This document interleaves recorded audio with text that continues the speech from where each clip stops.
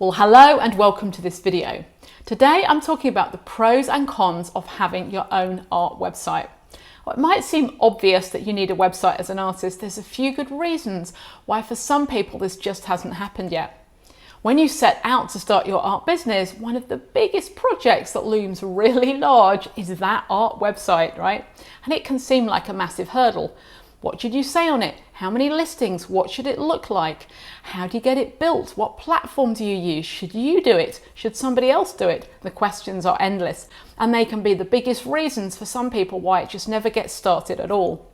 And sure, it is a big project, but I'm sure by the end of this video that you'll realize it really is worth that time investment. So in today's video, I'm going to break down the pros and cons of having your own website, why it's such a vital asset to build your art business, and what the next steps should be so that you can get a great art website built that will provide you with more regular sales. Now, in case we haven't met, I'm Sophie, artist coach and entrepreneur, helping artists just like you to make more sales by building a profitable art business.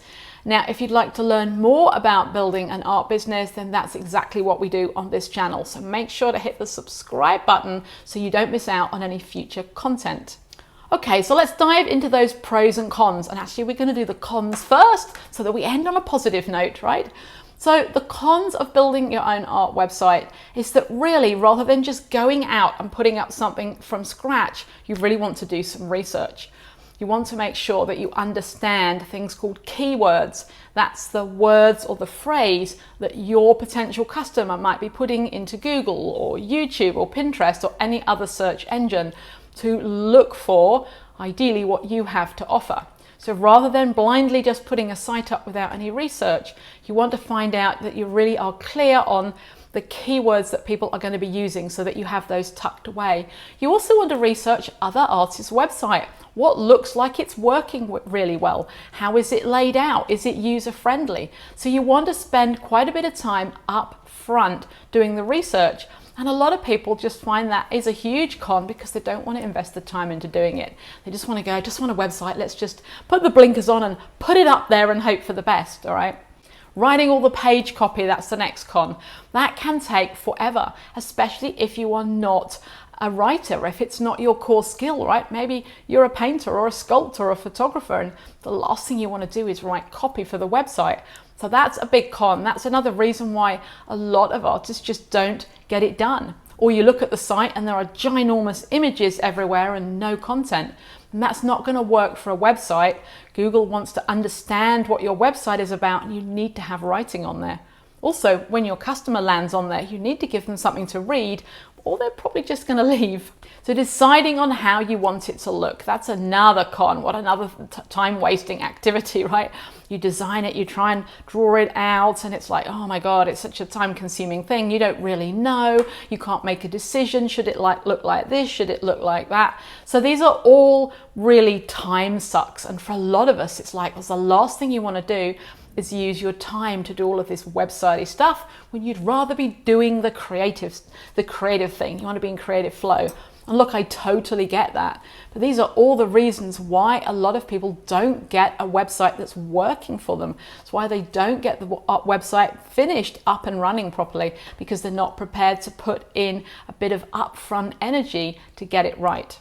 So another big con that I think a lot of people don't want to is paying for it. And you have to pay a hosting package. You're not going to put a website up for free. It is, however, I need to tell you, a core business outgoing. So, it's a legitimate and one of your probably top 3 business outgoings. So you want to make sure that you are actually choosing a solid website builder. That's something I'm going to come to. There'll be a future video on that. Or if you're watching this in the future, there's another video in the playlist on that, and that'll be linked below this one. It's important to actually invest in it. So whilst it might seem like a massive con, oh my God, I've got another payment that's got to go out. And a lot of people are saying, oh, this is cheaper than this one.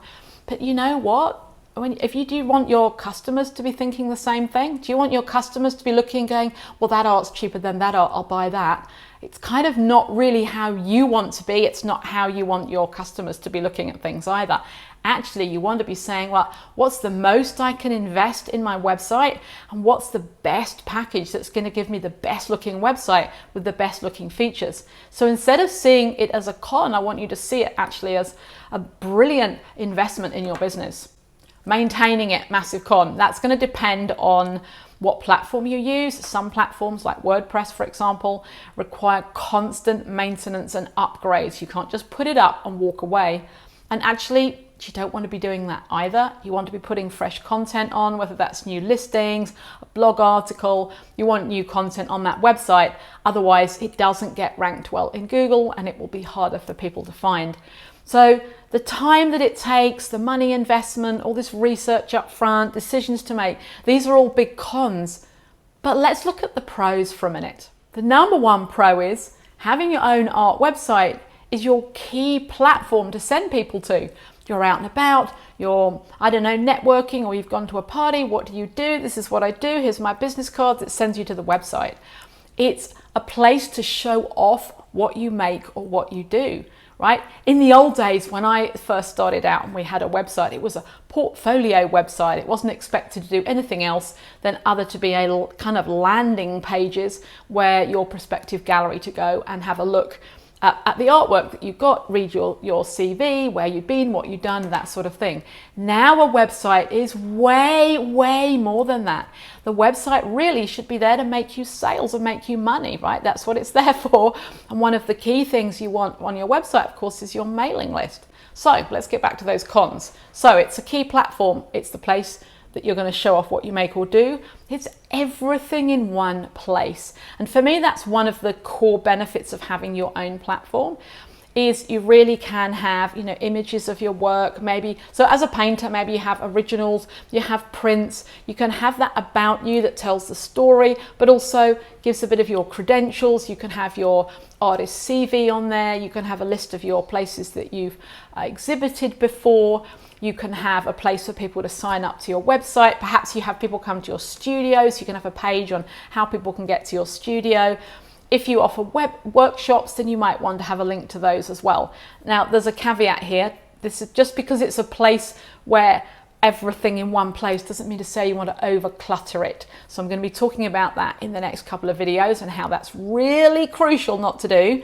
So make sure to look out for those. But it isn't everything in one place. Instagram has got like images and it's got links and things, but it doesn't give you everything, right? Pinterest the same, YouTube the same. These platforms have an element of what you do, but your own website has your brand identity, your look and feel. It gives the customer kind of who you are in a business, kind of in a box. A massive pro, obviously, is that it's a shop where people can purchase items. I think these days, websites more and more and more are becoming stores or shops if you have something to sell, right? It's a place for somebody to go and say, okay, I like what you're offering. I'm either going to buy now or I'm going to join your mailing list. Look forward to hearing more updates from you. And at a point in time when it's right for me down the track, then I'm going to make a purchase. It's your storefront, it's your shop, it's where you're going to send people to buy things from you. And this, I think, is, again, I think a lot of artists feel like it's a portfolio. You can have a page on the website that's a portfolio, but the website itself should not be a portfolio. It should be a place where people can buy from you, assuming you are building an art business, right? Then we've already hinted at it. The next massive pro of having your own website is, of course, you drive people to it and they opt in and join your mailing list. And you know that it's one of the core topics that I talk about on this channel, and that is owning your own mailing list is the only kind of business asset, as it were, that you own. You don't own social media, you don't own YouTube, Pinterest, you don't own any of these platforms. So you want to make sure that you are sending people to a place that you own, that you control. And that way you can segment people on your list and send them messages accordingly, emails accordingly. Anyway, I have a ton of training on building your mailing list, and I will link a playlist below this video. And of course, I've spoken already about the importance of putting on new content. So another massive pro is you can have a blog space on there. So for those people who write a blog or make a video on YouTube, or you create content on a regular basis, the website is the place to put it because it's constantly fresh content. Google sees, oh, this website has got new content. And assuming that you've adhered to the research and you understand the keywords of that your audience are searching for, you'll be able to optimize those blogs so that people can find you in search. So really massive pros, all right? So you might have all that time, energy and effort and money and all of that upfront stuff, but I think you can see now in the balance scale that the pros should be massively winning. So for those of you who have really put off getting the website built, completed, this is another massive thing. I feel like a lot of people have half-finished websites. That's an absolute no-no. We'll speak about that on another video. So what should your next steps be now? Now you've listened to this and you're like, okay, I'm beginning to see that actually, although there is some stuff to do, the pros massively outweigh the cons. Make sure that you subscribe to the channel, like I say, because I've got 4 more videos coming all around building that website, what should be on it, what platforms you should be using, how are you going to drive traffic, that's people, eyes, your customers, to your website, all of that good stuff. And if you've got a site already that's not working for you, why not grab a really simple website review? This is available on my website, a website review available on my website. And I'll pop a link to that below. So thank you so much for watching and look out for the next ones. We're talking about websites at the moment. It's exciting. Have a fabulous day. Keep creative. Thank you so much for watching this video. All right, bye-bye.